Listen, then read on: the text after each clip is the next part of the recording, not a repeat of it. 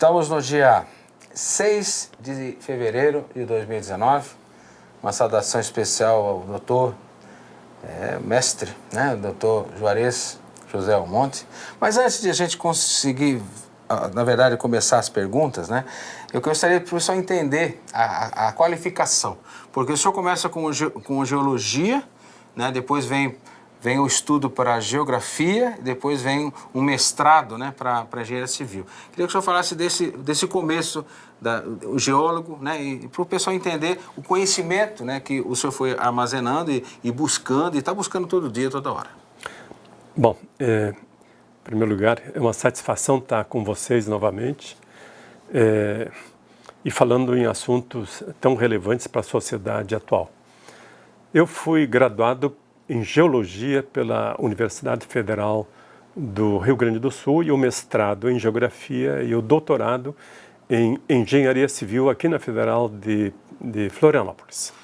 O senhor pertence também, o senhor viaja muito pelo mundo, né? A gente já fez algumas entrevistas, algumas imagens maravilhosas, né, que o senhor pôde me ceder ao longo desses bate-papos que a gente vem fazendo no dia a dia através do Canal X anterior e hoje com o Canal 24 Horas, né? O senhor também tem vamos assim dizer, um contato e participa também de um grupo de pessoas, estudiosos, né, com relação ao meio ambiente, ao aquecimento global, né? Queria que o senhor falasse sobre isso, por favor. Bem, veja, eu trabalho com duas grandes áreas, a de recuperação e restauração ambiental, e até o final do ano vamos estar publicando um livro sobre a teoria do caos e um novo modelo de restauração ambiental que vai ser lançado no Brasil e em Portugal, e também com as mudanças climáticas, mais especificamente sobre o paleoclima, que é o clima de milhões de anos atrás, para entender as mudanças climáticas atuais.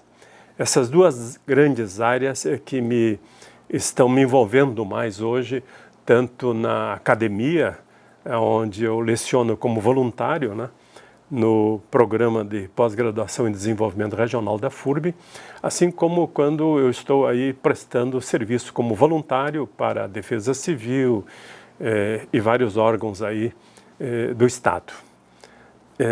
Nós temos vários grupos que estão trabalhando essa questão das mudanças climáticas e também o problema de restauração e recuperação de áreas degradadas, e aí inclui as barragens, inclusive, que talvez a gente tenha a oportunidade hoje de comentar rapidamente essa questão para a nossa região.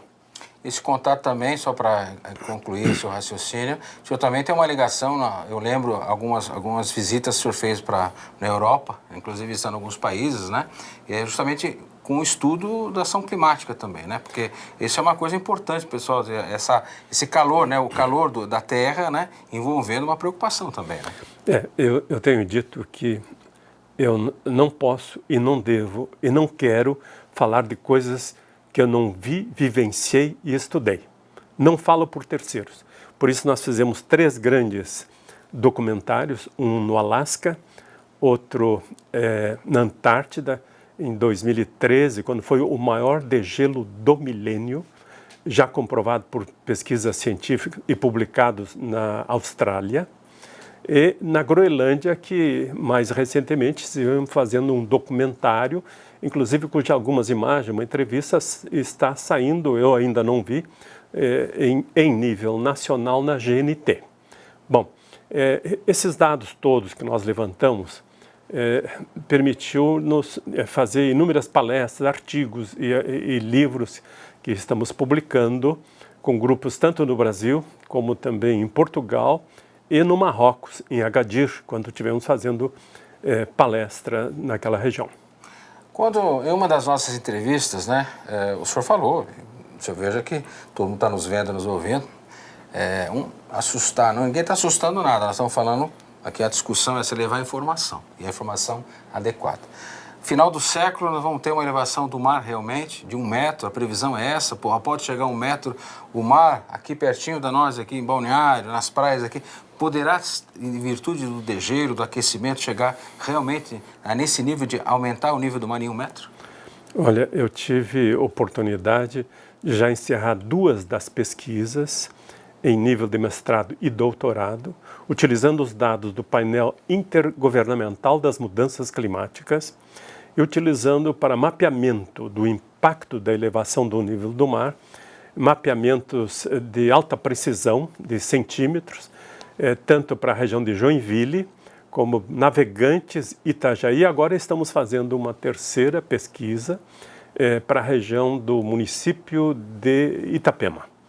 E os resultados, devo confessar, são muito preocupantes. O IPCC prevê uma elevação do nível do mar de até 98 centímetros se nós conseguíssemos estancar as emissões dos gases de efeito estufa. Mas não só não estamos conseguindo estancar as emissões dos gases de efeito estufa, que é o CO2, o óxido nitroso, o metano, e vai por aí afora, outros gases. Como também estamos aumentando.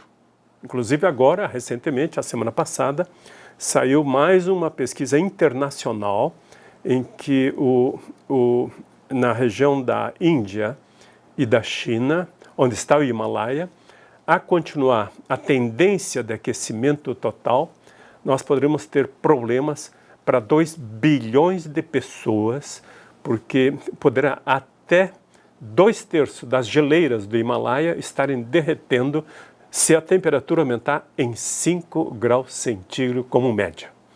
Se nós conseguirmos evitar isso e ficarmos com aumento de temperatura de apenas 1,5 graus centígrados, 1/3 das geleiras do Himalaia estarão derretidas até 2100. Temperatura. Essa loucura desse verão aí, a semana passada, o senhor me falava fora do ar que a nível nacional, Blumenau foi a temperatura registrada mais alta do país, né?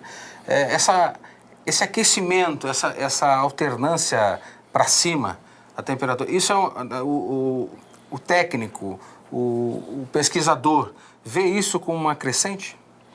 Veja, pelas projeções e pelas pesquisas que estão sendo feitas, porque, veja, eu não analiso apenas a temperatura nos últimos 40, 50 anos, como fazem os meteorologistas, que têm equipamentos sofisticados e, por isso, eles conseguem fazer boas previsões.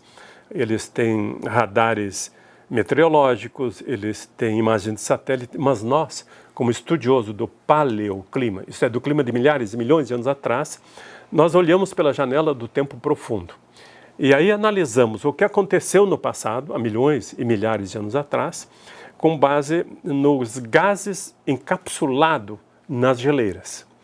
E essa análise, olhando para o passado, nos mostra o seguinte: nós teremos verões cada vez mais quentes e prolongados, e invernos cada vez mais curtos, porém poderão ser rigorosos. Por quê? Porque nós desorganizamos o clima. Desorganizamos as tendências que seriam normais e naturais e criamos alterações no padrão de temperatura, dos ventos e da precipitação. Entende? Então, nós já chegamos num ponto que não há mais retorno. Blumenau, quando você me perguntou, no dia 29 de janeiro, nós tivemos uma temperatura de 42,1 graus centígrados. Foi a temperatura mais alta do Brasil naquele dia, cuja sensação térmica foi de 52,1 graus centígrados. Sensação térmica é função daquela troca de calor entre o corpo e o ambiente, em função dos ventos, da umidade, coisas desse tipo. Entende? Então, na realidade, nós estamos caminhando para um beco sem saída, porque não só não estamos conseguindo deter os gases de efeito estufa, como estamos ampliando. E ainda existem aqueles que não acreditam. Trump, por exemplo, o presidente dos Estados Unidos, continua estimulando o uso de carvão e recursos não renováveis, como carvão, petróleo, coisas que já devíamos estar buscando alternativas. Aliás, um bom exemplo de alternativas, quem está fazendo isso é a Alemanha. A Alemanha está com um projeto de mudança da matriz energética, talvez que seja um exemplo para o mundo. E, na verdade, eu vejo que o mundo está preocupado. Carro elétrico aí parece que é uma febre na Europa, né? Até com datas previstas para entrar no centro de Paris, lá na Inglaterra também. A gente tem conhecimento que em Oxford, o pessoal não vai mais deixar carro com combustão entrar na cidade. Central London também. Então, eu vejo Alemanha, o senhor falou. Então, eu vejo que há uma movimentação acelerada com o carro elétrico para tentar fazer um trabalho de minimizar as ações, né, do CO, né, na verdade, dessa coisa do gás carbônico no ambiente. Isso já é uma boa iniciativa, né? Sim, sem dúvida. Além do CO2, o gás carbônico também o metano, o CH4, e o óxido nitroso, né? São os gases que provocam o aquecimento. Encapsula o globo terrestre e retém a temperatura da radiação solar. E isso que leva ao aquecimento. Eu tenho dito que eu sou um pessimista a curto prazo, mas sou um otimista a longo prazo, porque eu penso que esses exemplos que você acaba de citar e outros que estão sendo experimentados no mundo afora ajudarão a gente mudar o rumo da situação atual em termos de políticas públicas sobre matriz energética. Acredito que nós vamos conseguir reverter, não a curto prazo, porque antes disso, lamentavelmente, milhões de pessoas perecerão em função dos fenômenos que já estão ocorrendo agora. Veja, nós tivemos as maiores ondas de calor da história, tanto no Brasil, como na Austrália, como na China. São ondas de calor que não tivemos nos últimos 200 anos. Nós tivemos as maiores inundações na Inglaterra dos últimos 250 anos.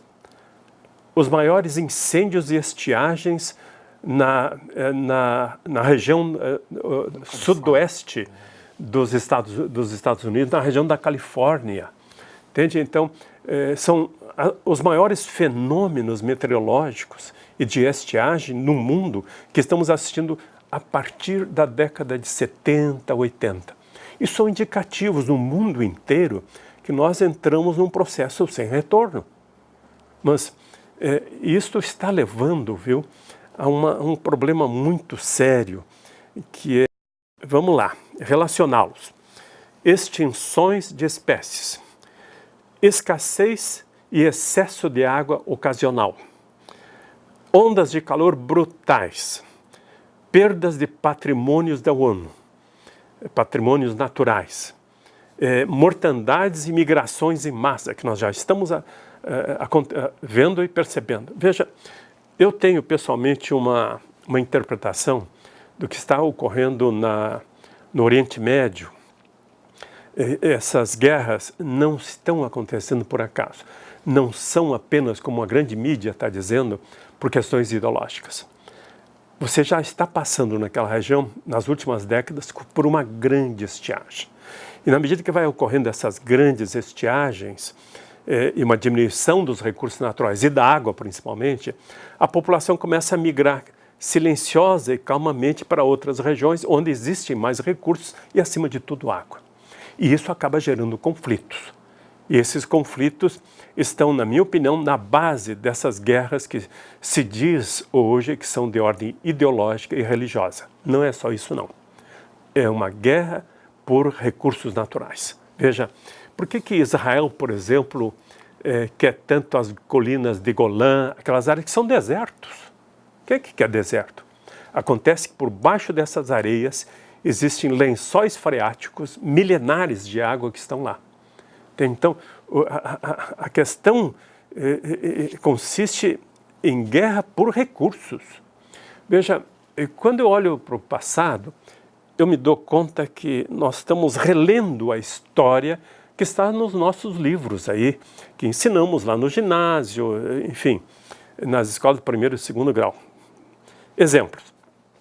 Os Anasazes, que era uma das populações indígenas mais antigas nos Estados Unidos, que viviam ali no Chaco Canyon, na região do Novo México, né?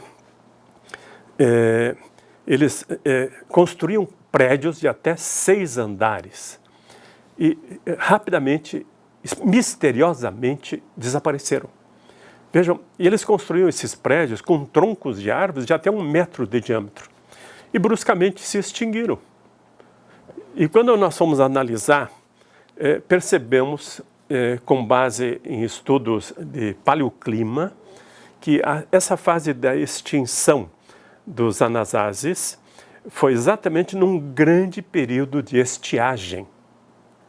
Ou seja, faltou água, as florestas se extinguiram e prédios que eles construíam até 6 andares com adobe e troncos de árvores só voltaram a ser construídas no século XVIII, em Chicago, quando se descobriu o concreto e o ferro. Veja, e isso foi lá no século XI e no século XII, gente. Outro exemplo, os maias, por exemplo.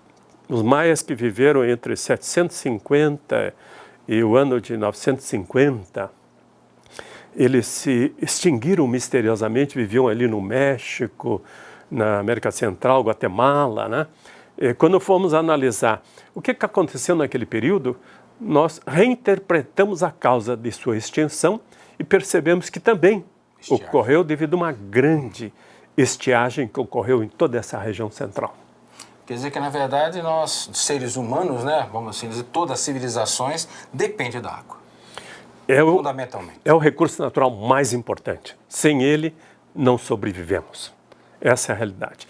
E este é o recurso natural que está sendo mais desorganizado no mundo. O que eu quero dizer com desorganização deste recurso natural? Porque, ocasionalmente, nós poderemos ter precipitações violentas localizadas aqui.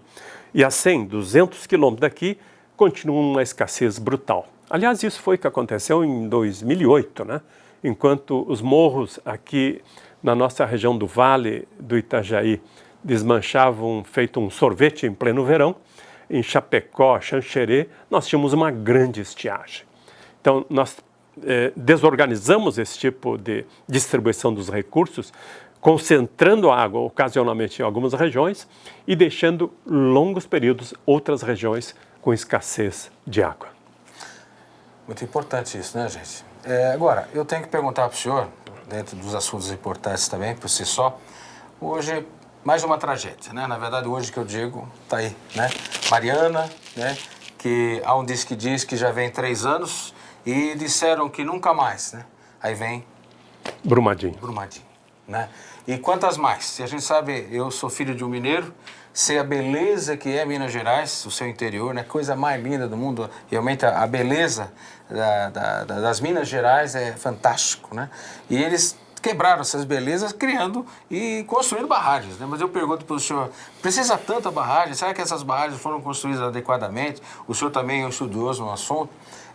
Tem gente até, biólogo, falando em barragem, né? Cara que não entende, né? E muita gente querendo dizer que entende e não entende. E o tipo de barragem realmente é inadequada. Queria que o senhor pudesse fazer alguns comentários, por gentileza, sobre esse assunto.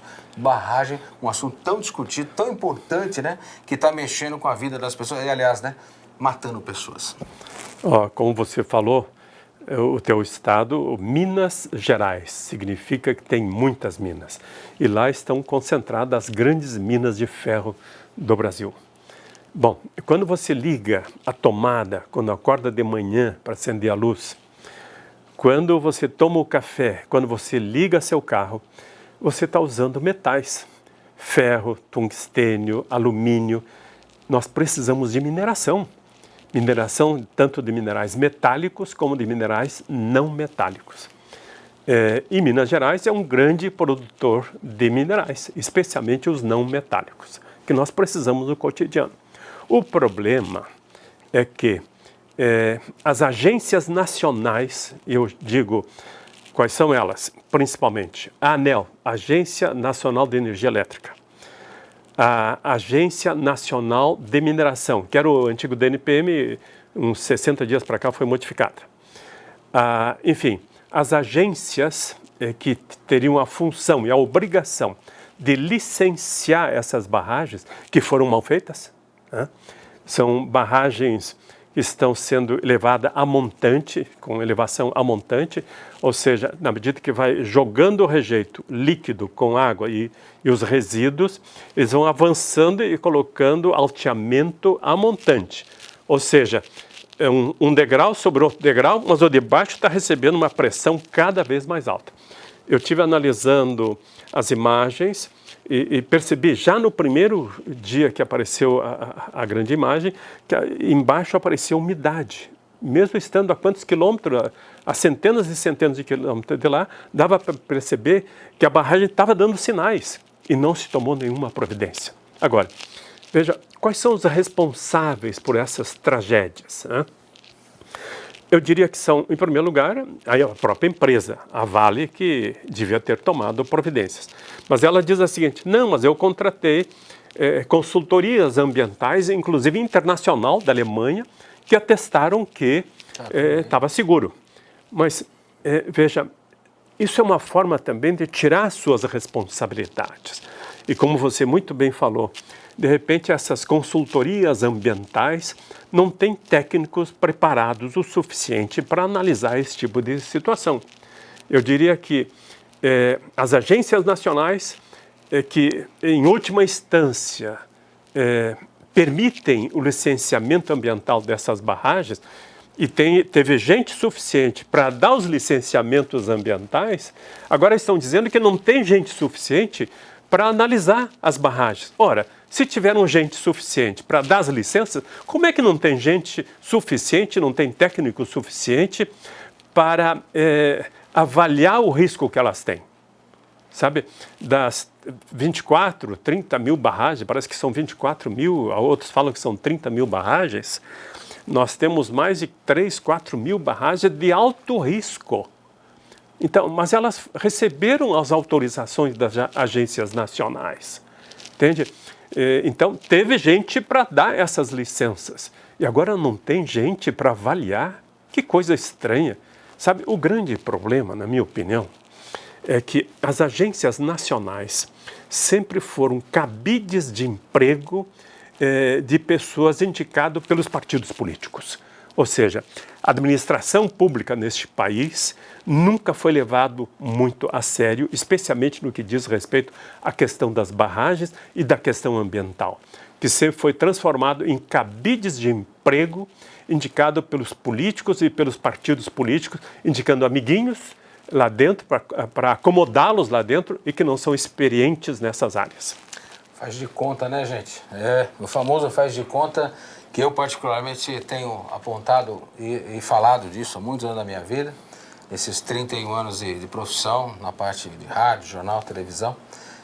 Vergonhoso faz de conta. Até quando, meu Deus do céu, esse assunto tão grave, né? Que é gravíssimo, porque está matando pessoas, né? Olha só, tem gente que não vai enterrar o seu ente querido, porque está lá no meio de rejeitos de ferro, que aquilo ali secou. É um concreto aquilo ali. Com 15, 20 metros de espessura de lama. Como é que vai buscar esse ser humano, meu, tá lá? Então aí vem realmente um comentário bem forte e é direcionado a isso, a responsabilidades, né? Nós não podemos mais aceitar esse tipo de coisa, porque, imagina, né? O rapaz vai lá casar, vai lá da Austrália com a moça, tal, vai lá visitar o seu pai numa pousada e daqui a pouco... E a mãe falou isso, né? Não precisava ter acontecido isso, né? Então as coisas acontecem no Brasil e esse faz de conta que me deixam muito magoado como ser humano, como um amante desse país aqui, que é grandioso, é maravilhoso, mas nós temos que banir o faz de conta. Isso que mais me machuca é isso, que nós estamos hoje falando de Brumadinho, falamos outro dia de Mariana, não morreu tanta gente, graças a Deus, mas...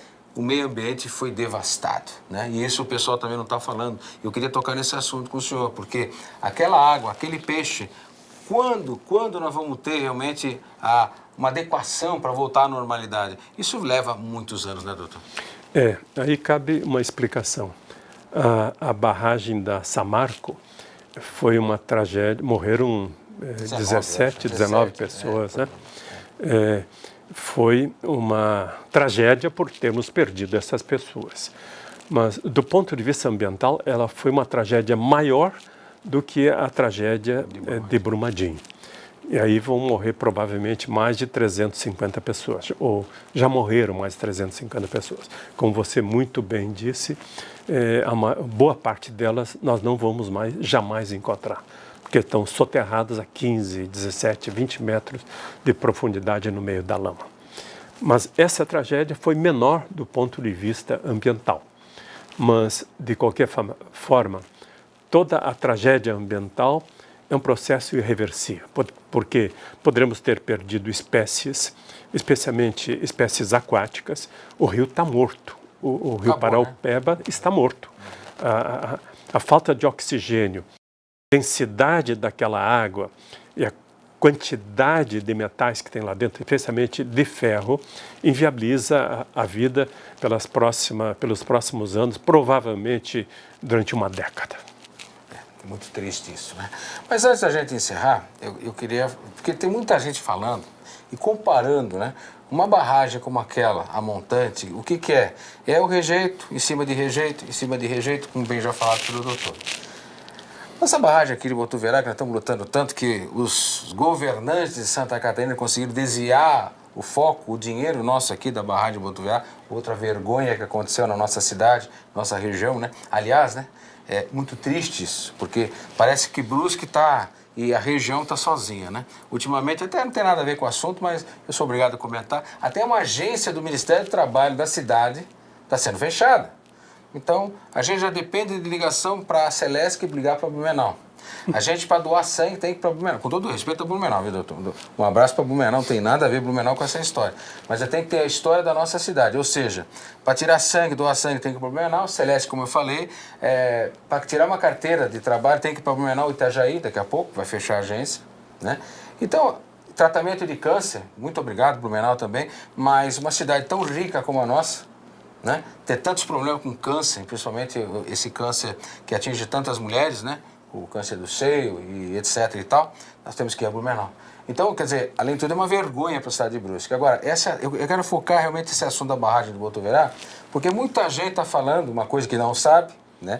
Ah, tá vendo? Ainda bem que não fizeram a barragem de Botuverá. Mas não tem nada a ver uma coisa com outra. Deixar bem claro isso. Nós precisamos da barragem, sim, para prevenir encheias. Nós precisamos da barragem para turismo, para gerar energia, para gerar água potável, né? Agora, o senhor fala também, eu sou obrigado a comentar antes do senhor ter a palavra, que uma obra de engenharia, a natureza, ela vem cobrar o espaço dela. Agora, é claro, tem que ter manutenção, tem que ter feito uma coisa certa, né? Chega a vergonheira dessa ponte de Florianópolis, que é um caminho de roubalheira vergonhoso para Santa Catarina, isso também. Há quantos anos eu cheguei aqui e eu escuto falar da ponte Hercílio Luz, né? Até quando eles vão roubar dinheiro, não vou entregar essa ponte, né? Eu sou outra vergonha para Santa Catarina. Mas vamos falar especificamente da barragem Botuverá agora, para o pessoal entender o técnico, né, o estudioso, para falar da importância e tem alguma coisa a ver, doutor?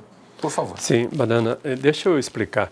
Eu trabalhei no norte do Rio Amazonas e no sul do Rio Amazonas em recuperação e restauração ambiental, onde tinham barragens de rejeito com milhões de metros cúbicos, não de rejeito de ferro, mas de um outro minério, para duas grandes empresas, uma internacional e outra sócia com empresas nacionais e internacionais. E agora, recentemente, em dezembro, se não me falha a memória, né, um pouco antes desse desastre, eu tive que dar um parecer sobre dois aterros de rejeito de mineração aqui no sul. E nos dois casos, eu tive que não aceitar o projeto porque estavam mal construídos. Tinham sido construídos por um engenheiro civil que não conhecia os aspectos geológicos e geotécnicos, isso é importante, aspectos geotécnicos, de mecânica de solos. Eu já fui, durante uns 2 anos, professor de mecânica de solos para engenheiros civis, isso no milênio passado, né? Que há 50 anos que eu leciono na FURB, né? Então, e tivemos que não aprovar esses 2 projetos de barragens. Mas existem barragens e barragens. Existem barragens para retenção da água, ou seja, barragens secas que se fecham as comportas quando vem a onda de cheia para evitar inundações a jusante. Existem as barragens de geração de energia, que está continuamente correndo água para geração de energia, e existem as barragens mistas, que cumprem com as duas funções. Até onde nós sabemos, esse projeto aqui de Botuverá é uma barragem mista, em que vai gerar energia e, quando houver necessidade, se fecham as comportas para reter a água lá em cima e para dar um tempo para que a água aqui de baixo escoe e só depois libere a água que ficou retida lá em cima. Então, precisamos de uma barragem dessa? Sim. Mas eu gostaria de chamar a atenção a alguns aspectos sobre esta barragem. Eu estive lá nessa região com o professor Baca, com o pessoal do Parque Nacional da Serra do Itajaí, a diretoria, e me impressiona uma coisa. Os vales aqui para cima, onde vai ser implantada a barragem, ele é um vale fechado, em forma de V fechado. Portanto, para poder reter uma quantidade de água suficiente para evitar inundações aqui para baixo, nós vamos ter que ter uma barragem muito alta. Esse é o primeiro aspecto. O segundo aspecto que me chama a atenção é que essa região, assim como aqui em Brusque, é formada por um tipo de rocha que nós chamamos de xisto, que tem xistosidade. É como se fossem as folhas de um livro, cheia de laminação. Então, é muito importante que esta barragem esteja muito bem ancorada na rocha e no xisto firme, não alterado, o que nós chamamos sã, no sentido de que as suas ombreiras estejam garantidamente ancoradas na rocha em profundidade, sob o risco de provocar uma tragédia igual ou maior do que aquelas que nós vimos lá em Minas Gerais. Acho que isso é muito importante. Deverão ter geólogos e geotécnicos acompanhando de perto essa barragem. Não pode ser feito por leigos e nem por pessoas que não conhecem a própria região. Recado importante, né, gente? Você veja que a importância da barragem, mas o problema é ter gente competente para acompanhar projeto, né, no desenvolvimento, porque pode gerar uma catástrofe. Né? Sem dúvida alguma, viu? E aí nós precisamos de uma equipe multidisciplinar que envolve engenheiros civis, geólogos, geotécnicos, enfim, todas essas áreas do conhecimento que trabalham com a engenharia e geotecnia, para que a gente implante uma barragem com segurança e que não haja os riscos que nós estamos vendo aí nessas barragens de estocagem de rejeito de ferro, como nós vimos nos últimos tempos. Doutor Juarez, José Almonte, né? Sempre bom estar aqui. Bom, estamos começando fevereiro, né? Eu queria que o senhor falasse, antes de encerrar, dos projetos para esse ano, né, dos estudos. Parece que vem um novo livro aí também. Queria que o senhor pudesse discorrer das futuras ações que os estudos, né, e a preocupação com esse mundo, né, maravilhoso que nós vivemos, né, gente? O mundo é maravilhoso, né? O homem é que mexe muito com esse mundo, né?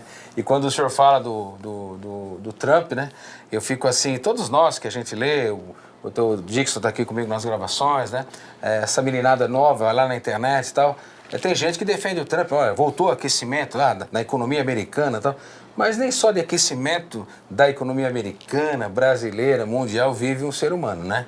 Então nós temos que ter caminhos, como o senhor falou, né? A geotecnia, quer dizer, o técnico fazendo o certo, né? O economista e o gestor público fazendo o que é correto, né? Então nós estamos cansados daquele negócio, não, o cara, ele, como diz, desculpe, né? Ele roubou, mas fez, né? Chega disso aí. Ou seja, nós temos que fazer bem feito para que a gente possa proteger o meio ambiente, o cidadão, que a gente não tenha mais Brumadinhos, Marianas da vida, né? Que não se pense só no capital. Eu sei que o capital é importante, se não tiver dinheiro para pagar a conta, né? E é uma coisa depende da outra. Mas o que o futuro espera, né? Qual o técnico, uma pessoa ligada ao meio ambiente, ligado à geologia, preocupação nesse mundo de meio ambiente, no dia a dia, quais são os projetos, os estudos, né? Queria que o senhor falasse um pouco desse 2019 para o senhor aí e para todo aquilo que envolve o conhecimento e desenvolvimento para esses estudos. Bom, eu diria, primeiro fazendo uma abordagem no que falou no início, eu diria que nós temos algumas tendências que nós deveremos reverter. Primeiro, o crescimento da população mundial. Hoje nós somos 7 bilhões e 100 milhões de habitantes no mundo. Só nós, humanos, já consumimos 40% de toda a produção líquida da vegetação, isto é, a fotossíntese. E o resto todo de todas as outras espécies, de que vão viver? Se só nós, humanos, já estamos consumindo 40% de toda a fotossíntese produzida na Terra. O segundo problema sério é que de geração em geração nós estamos aumentando e sofisticando o consumo. Então, os nossos avós consumiam menos que nós. Nós estamos consumindo mais que os nossos pais. E os nossos filhos vão consumir mais do que nós. Ou seja, de geração em geração, nós estamos aumentando o consumo de recursos naturais e gerando mais resíduos sólidos e gasosos, que provoca o aquecimento global. Além do mais, tem o terceiro aspecto, que são as questões socioeconômicas e culturais, onde os países de primeiro mundo impõem determinadas regras aos países emergentes, os países mais pobres. Então são esses três grandes problemas que, na minha opinião, hoje a humanidade vive e tem que pôr um redirecionamento nesse sentido. Bom, do meu ponto de vista, eu estou aí com alguns projetos para esse ano, né? Um deles é a publicação de um livro cujo título ainda não está definido, será publicado pela editora e livraria Apris, que será lançado no Brasil e em Portugal, cujo título provavelmente vai ser a Teoria do Caos e um novo modelo para a restauração ambiental. Deve ser um livro de umas 300 páginas, com experiências de campo, inclusive com experiências que fizemos com medidas de radiação solar e as interações entre o processo da sucessão ecológica no campo.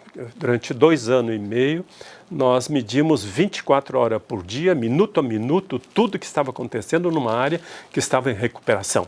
Inclusive medidas da radiação solar, temperatura do ambiente, temperatura do solo a várias profundidades e o que estava acontecendo durante esses 2 anos e meio naquela área em recuperação.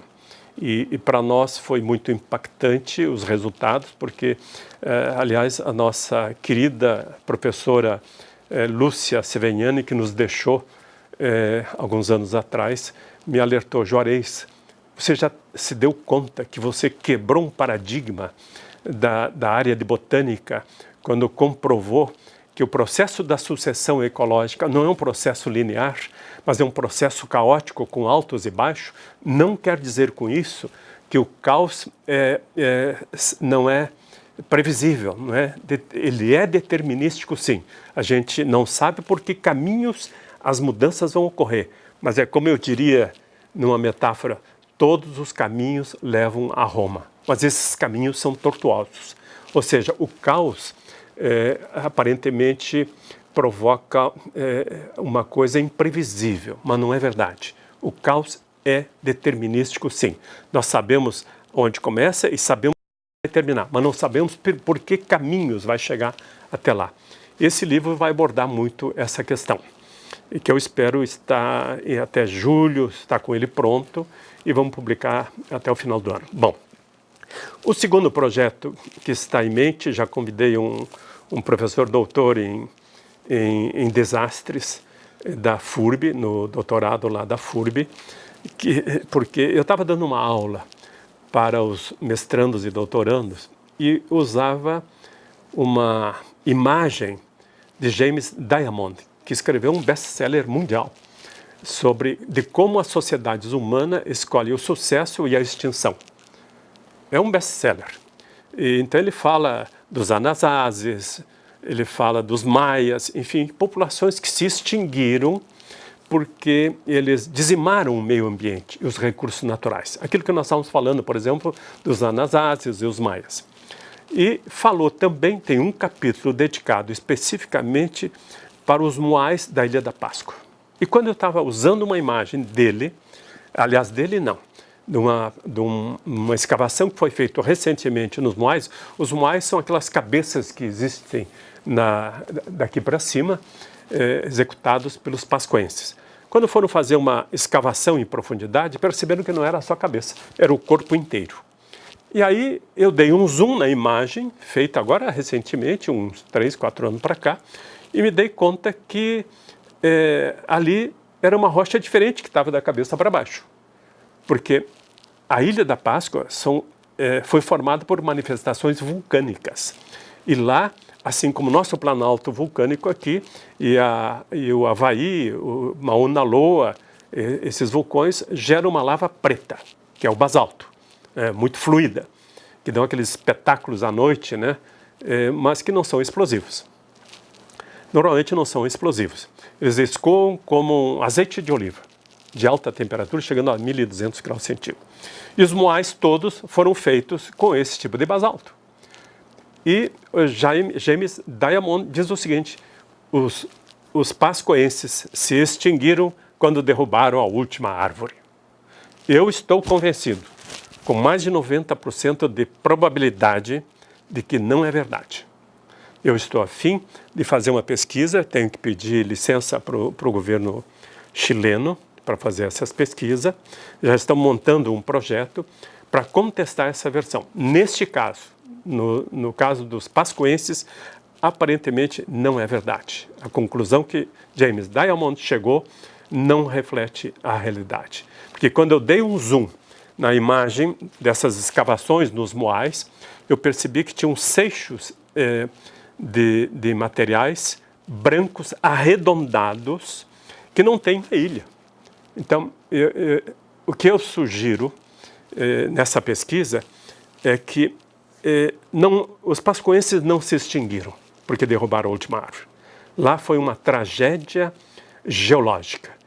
Muito provavelmente um grande terremoto que ocorreu na Cordilheira Andina, que nós sabemos é frequente os terremotos ali, porque é uma zona de colisão de placas tectônicas, e ali provocou um grande tsunami que revolveu o fundo do oceano e cobriu grande parte, se não toda a Ilha da Páscoa, e com isso levaram os pascoenses também. Esses seixos arredondados, que só existem no fundo do oceano, só pode ter sido jogado ali por um grande revolvimento devido a um grande tsunami. Nós estamos aí com o projeto já em andamento e vamos ver se até o final do ano a gente leva adiante. Antes da gente encerrar, me veio a pergunta aqui para mim fazer também. Tsunami, né? A gente teve aí alguns tsunamis históricos, tristes, né? Que vitimaram muita gente, né? A tendência é a evolução também de alguns tsunamis pelo mundo afora, devido a essas alterações climáticas? Existe a vinda de outros tsunamis ou os estudiosos dizem que isso foi um fato isolado? São dois assuntos diferentes. Os tsunamis estão ligados a forças geológicas internas, como vulcões, terremotos, ajuste das placas tectônicas, que não tem nada a ver com as mudanças climáticas. As mudanças climáticas são fenômenos exógenos, externos, enquanto os terremotos, os vulcões, são fenômenos causados por forças geológicas internas. Ok, então na verdade o vulcão tem influência direta nos tsunamis, é isso? Sem dúvida alguma. Okay. Podem ter. Podem ter. Mas isso é uma evolução que pode ter ou não, né? Sim, porque os terremotos podem também gerar grandes tsunamis. Eu vou dar um exemplo aí de uma simulação feita pelo Serviço Geológico dos Estados Unidos. A ilha do Havaí já tem uma altura de mais de 8 quilômetros, dos quais 5 quilômetros está abaixo do nível da água. Os outros 4 e poucos está acima do nível da água. E continua crescendo, porque a lava está saindo, está acumulando, formando esse cone, né? A lava, e está aumentando. E já existem fendas que estão preocupando muito. E a simulação feita pelo Serviço Geológico dos Estados Unidos mostra o seguinte: se uma dessas falhas romper uma parte, e é uma questão de tempo, pode durar 1000 anos, mas vai acontecer. Essa parte da ilha do Havaí vai cair para mais de 5 quilômetros de profundidade e vai deslocar um volume de água, formando um tsunami que poderá chegar a 300 metros de altura em relação ao nível médio do oceano da região e poderá chegar a uma velocidade de 500, 600 quilômetros por hora e varrerá toda a costa oeste americana. Isto já foi feita uma simulação. Só que não se sabe quando, porque esse tipo de previsão é muito difícil. Mas que um dia vai acontecer, vai acontecer. Por que eu digo que um dia vai? Isso já ocorreu no passado. Quando, sabe, nós que estudamos geologia, nós não olhamos para o tempo imediato, mas olhamos para o tempo profundo. E quando nós olhamos para o tempo profundo, esses eventos geológicos, eventos de mega atividades vulcânicas e mega terremotos sempre aconteceram. E a natureza vai continuar seus processos. Não é porque nós estamos aqui que a natureza vai dizer, agora os humanos estão lá, não vamos mais provocar esse desastre. A natureza vai continuar seus processos. A gente pode dizer que a natureza vem buscar o espaço dela? Veja, não deixa de ter uma certa verdade, né? Ela, quando, por exemplo, ocupamos as várzeas, né? E você tem as inundações, ela está ocupando seus espaços. Quando nós estamos fazendo, como pretendemos fazer agora em Balneário Camboriú, que é o engordamento da praia, onde vamos bombear areia lá do fundo do oceano e ampliar a área de balneabilidade, nós estamos criando, na minha opinião, eu já disse para o presidente da Fátima, hoje o IMA, um grande problema para o futuro. Numa primeira etapa, todo mundo vai aplaudir, a mídia vai aplaudir, agora nós temos grandes praias, dá para até fazer canchas de esporte ali, vai ser uma beleza, todo mundo vai aplaudir. Mas daqui 50, 100 anos, talvez menos, dependendo da elevação do nível do mar, nós teremos um grande problema. Acontece que nós vamos bombear areia lá do fundo e aterrar, fazendo o que eles chamam de engordamento da praia. Só que a areia é porosa e permeável. Como as projeções de elevação do nível do mar são de 98 centímetros, hoje poderá ser mais. O nível do mar subindo 98 centímetros, o que vai acontecer? Essa água salgada vai migrar para dentro desse aterro de areia e vai acabar emergindo lá nos bueiros, dentro da área urbana atual, nos sanitários das residências mais baixas e vai começar a borbulhar em plena Avenida Atlântica, em plena cidade hoje urbana de Balneário Camboriú.